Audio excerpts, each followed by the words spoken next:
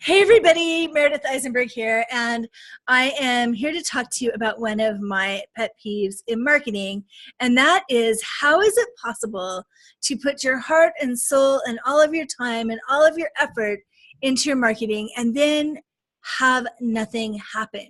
You learn everything, you take all the classes, you actually implement what you've learned, you're doing everything you're supposed to do, but no results happen. And, a lot of times, and this is in my case too, because definitely I'm teaching this class because this is something that I have struggled with, that you're making things too complicated for yourself. There are a billion things that you can do. But the thing is it doesn't mean that you should be doing every single one of them at the same time.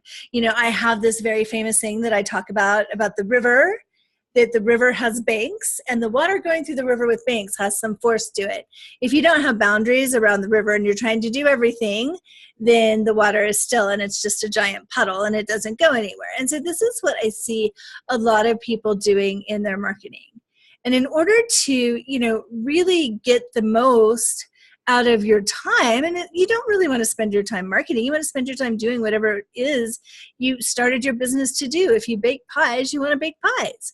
If you do coaching, you want to do coaching, not necessarily creating lead magnets and writing emails and thinking about the next plan. So the key to making this work is to focus on one thing at a time. Get results from the one effort and then go on to the next effort.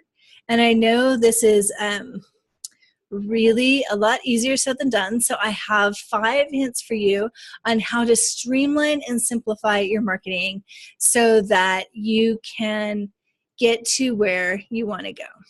So the first thing is to get past the I don't know what I really, really want. What do you want? Do you really, really want? Do you really, really want? And so any business, of course, has more than one goal at a given time. You have your marketing goals, and you have your lead generation goals, and you have your financial goals, and you have your goals for your clients. And of course, there are tons and tons and tons of things that you want to accomplish. And if you're like me and sort of a little bit of a victim of shiny squirrel syndrome, it's like, oh, there's this, oh, there's that.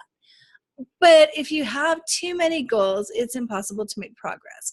So think of it like, you're downloading apps onto your phone. And I just got a new phone, so I recently experienced this. And you want to download all the apps at the same time. So you download one app and the progress bar is going too slow. So you download the next app, and then the progress bar goes even slower. And then you download the next app, and the progress bar is still going really slowly. And so obviously it's going to take you longer to download 5 apps at once than to go download the first app, wait for it to download the second app, etc. Because every time you multitask, you lose a little bit of your brain power. Another way to try to do this is count from 1 to 5, 1, 2, 3, 4, 5, and count from A to E, A, B, C, D, E, but then A1, B2, C3, D4, E5 takes a little bit longer to process because you're going between 2 different tasks at the same time. So the way to be more productive is to focus on one thing at a time. And in order to do that, you need to take your giant big goals and break them down into actionable steps and sub-goals. And so if you have 5 goals simultaneously and you've broken them down into sub-goals, that leaves you with like 30 things to do. So you want to choose a goal that is a quality goal, not as much a quantity goal. So having 5 goals is not the key. Having one goal that is really well defined is going to get you a lot further. And so you want to choose one specific goal to give most of your attention to. And so my hint for doing that is to pick a goal that is going to bring the best results in the shortest amount of time. So pick your lowest hanging fruit, pick the goal that is the most urgent for you right now, and pick the goal that is going to make the biggest impact. And that way, when you've achieved your goal, you feel a sense of reward and you're willing to move on to the next goal. So then the other problem that I've had is you don't know actually what is going to work. So there are a lot of different strategies. You're trying to employ them all at once. You're trying to choose the one that's going to work. And there's just no way of knowing, if you're picking the right one. So the key is not to pick all of them, not to throw everything against a wall and see what works, but to be methodical about it. And, pick a strategy, test it, tweak it, play with it. If you're doing 1,000 things, you don't really have the time to dive in and do the split testing and dive in and look at the different open rates and see what works best.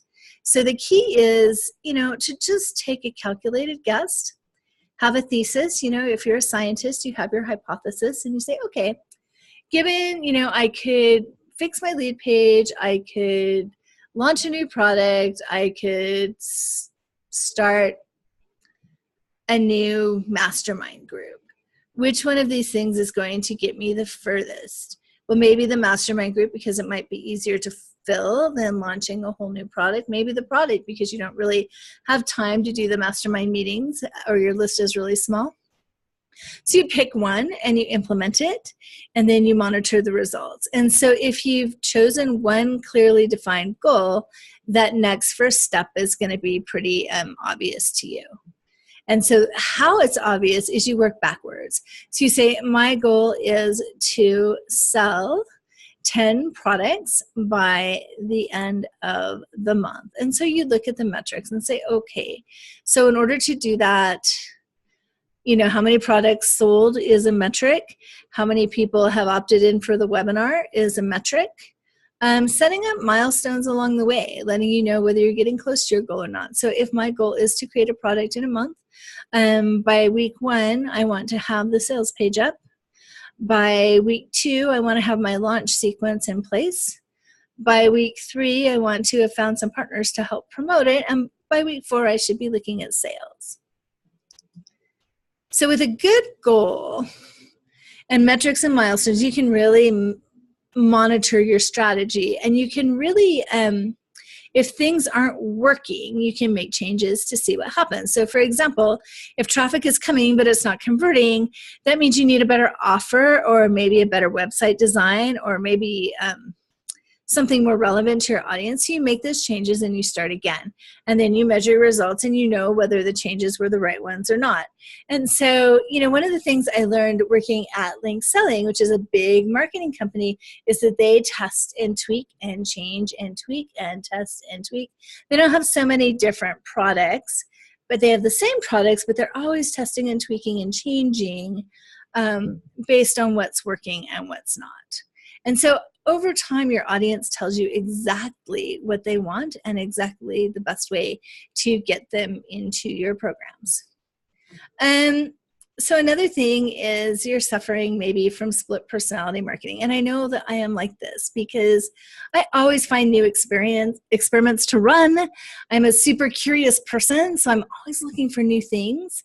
And so even if you have the time and energy to run multiple different experiments all at the same time, you really shouldn't be doing that. Really successful marketers focus on one and then see it through all the way to its conclusion. So like we were talking about before with the progress bars on the phone and downloading the apps, you really want to really focus on one app, download at a time, one experiment, one goal.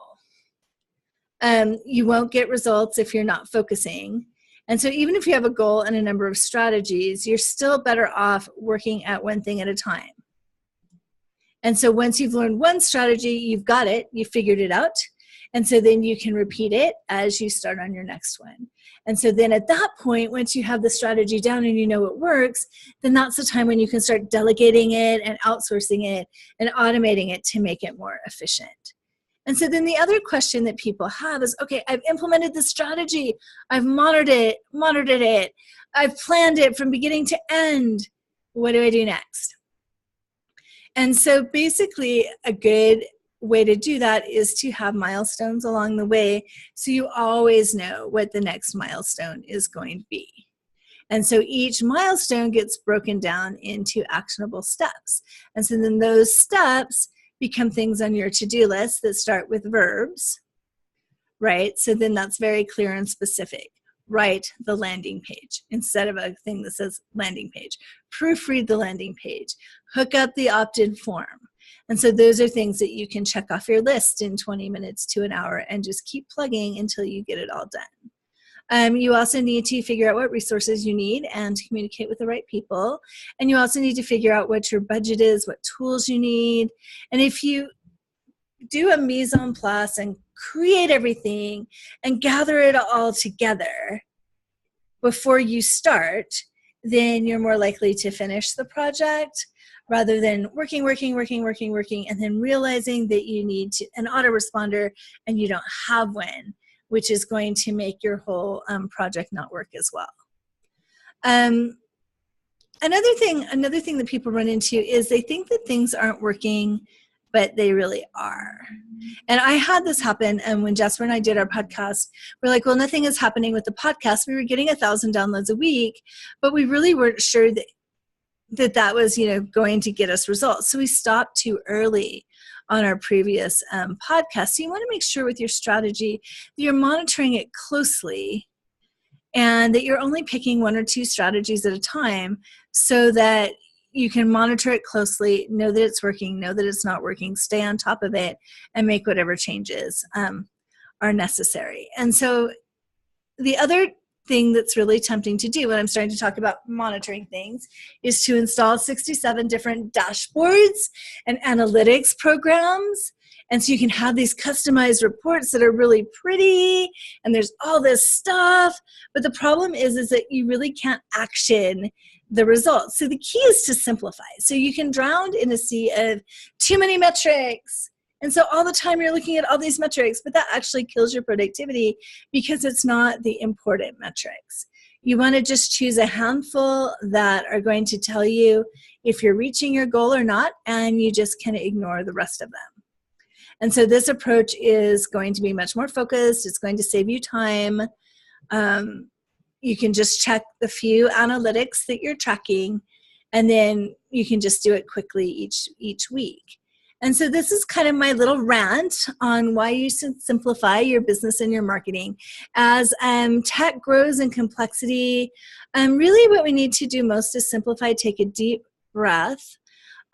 Skilled marketers learn the skills by really focusing their efforts, keeping it simple, and producing results. So starting with the first step, moving on to the next, and learning the best ways to reach your most important goals. So because this has been bothering me lately, Jasper and I have put together a course for you called the Fast and Focused Marketing Plan. So we go through this with you, and we do it in a very simple way. So we have modules that are 20 minutes that you can listen to in the car, and they come with workbooks. And over the course of these 5 lessons, you put together a simple and easy marketing plan that you can use. And then we also review that marketing plan with you. And so if you're interested in learning more about that class, you can go to solobizhacker.com FFMP, so for Fast and Focused Marketing Plan. And if you use the coupon I Want a Plan, all in capital letters, we will give you $30 off for watching this little rant of mine and staying through to the very end. I almost said it was a webinar, but no, it's not a webinar. It's just a video. So anyway, I hope you guys check that out. And in the meanwhile, keep it simple, sweetheart. I will talk to you guys all later. If you have any questions, just post them below this video and I will answer. Thanks.